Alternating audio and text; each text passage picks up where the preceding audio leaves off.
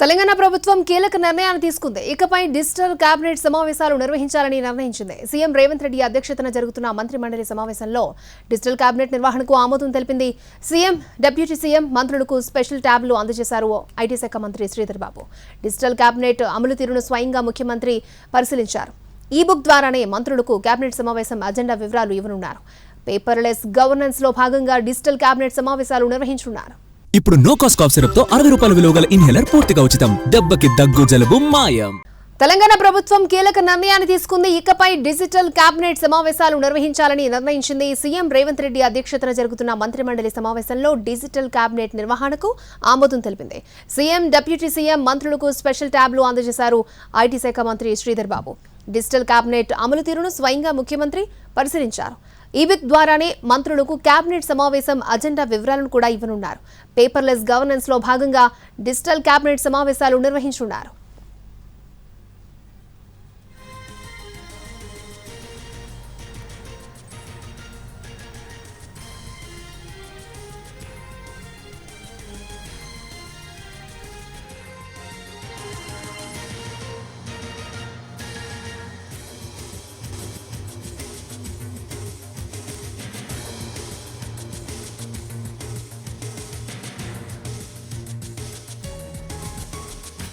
తెలంగాణ ప్రభుత్వం కీలక నిర్ణయాన్ని తీసుకుంది. ఇకపై డిజిటల్ కేబినెట్ సమావేశాలు నిర్వహించాలని నిర్ణయం తీసుకుంది. రైట్, ఇదే అంశానికి సంబంధించి మరిన్ని అప్డేట్స్ అందించడానికి మా ప్రతినిధి తెలంగాణ సెక్రటేరియట్ నుంచి సుధీర్ లైవ్ లో మనకి అందుబాటులో ఉన్నారు.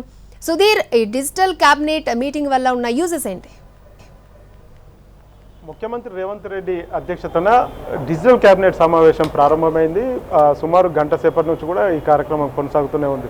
అయితే మొట్టమొదటిసారిగా తెలంగాణ రాష్ట్ర ప్రభుత్వం, కాంగ్రెస్ పార్టీ ప్రభుత్వం ఈరోజు డిజిటల్ క్యాబినెట్ను ప్రవేశపెట్టింది. ఈ క్యాబినెట్, డిజిటల్ క్యాబినెట్ వల్ల పేపర్లెస్, అంటే పేపర్లతో ఉపయోగం లేకుండా పూర్తిగా డిజిటల్ రూపంలోనే ఈ క్యాబినెట్ సమావేశం నిర్వహిస్తారు. ఇందుకు సంబంధించి ఈ బుక్ ద్వారా ఎజెండా, క్యాబినెట్కి సంబంధించిన ఎజెండా కూడా నేరుగా ఇక వారి ఎవరికైతే మంత్రులకు ఇచ్చిన ట్యాబ్స్ ఏవైతే ఉన్నాయో, ట్యాబ్స్ కావచ్చు, వారికి ఇచ్చిన పర్సనల్ ఈమెయిల్ ఐడి ఏవైతే ఉంటాయో ఆ పర్సనల్ ఈమెయిల్ ఐడికే ఎజెండా వస్తుంది. గతంలో దాదాపుగా ఎజెండాకు సంబంధించి చూసుకున్నట్లయితే మంత్రులకు ప్రత్యేకంగా బండిల్స్ రూపంలో ఎజెండా వచ్చేది. అవి 100 పేపర్లు ఉండొచ్చు, 200 పేపర్లు ఉండొచ్చు, 50 పేపర్లు కూడా ఉండొచ్చు.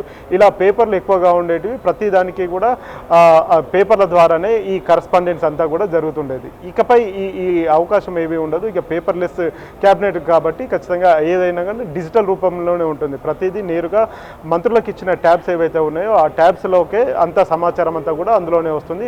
సమాచారం కూడా అందులోనే నిక్షిప్తం అవుతుంది. ఏది ఏమైనా కానీ మంత్రులకు సంబంధించిన క్యాబినెట్ ఎజెండా చదువుకోవడానికి వారు ప్రయాణాలు ఎక్కువగా చేస్తుంటారు. మంత్రులంతా కూడా నియోజకవర్గం నుంచి హైదరాబాద్ కావచ్చు, హైదరాబాద్ నుంచి ఇతర ప్రాంతాలకు వారంతా ప్రతిరోజు రాకపోకలు కొనసాగిస్తుంటారు. ప్రతిదీ కూడా ఇకపై వారంతా కూడా ట్యాబ్లోనే చూసుకునే అవకాశం అయితే కనిపిస్తుంది. ఎజెండాకు సంబంధించిన అంశాలను ఈ బుక్ అనేది ఏదైతే ఉందో ఈ బుక్ ద్వారానే ఎజెండా సరఫరా అందులోనే పంపిస్తామని చెప్పేసి కూడా రాష్ట్ర ప్రభుత్వం స్పష్టం చేసింది. ఈరోజు ముఖ్యమంత్రి రేవంత్ రెడ్డి అధ్యక్షతన జరిగిన ఈ డిజిటల్ కేబినెట్ సమావేశం ఏదైతే ఉందో ముందుగా మంత్రులందరికీ కూడా ట్యాబ్లను వారికి పంపిణీ చేయడం జరిగింది. ఐటీ శాఖ మంత్రి దుద్దిల్ల శ్రీధర్ బాబు ఆ ట్యాబ్లను ముఖ్యమంత్రితో పాటుగా ఈ సహచార మంత్రులందరికీ కూడా డిస్ట్రిబ్యూట్ చేయడం జరిగింది. అధికారులు ఎవరు కూడా ఈ కార్యక్రమంలో పార్టిసిపేట్ చేయలేదు. పూర్తిగా మంత్రులు, అదేవిధంగా ముఖ్యమంత్రి, ఉప ముఖ్యమంత్రి మల్లు బట్టి విక్రమార్క, దాదాపు 13 మంది మంత్రులు, అంటే ముఖ్యమంత్రితో కలుపుకొని 12 మంది మంత్రులు ఈ ఈ సమావేశానికి హాజరయ్యారు.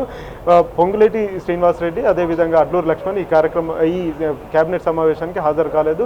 విదేశీ పర్యటనలో పొంగులేటి ఉన్నారు, అదేవిధంగా అడ్లూరు లక్ష్మణ్ కరీంనగర్లో ఉన్నారు.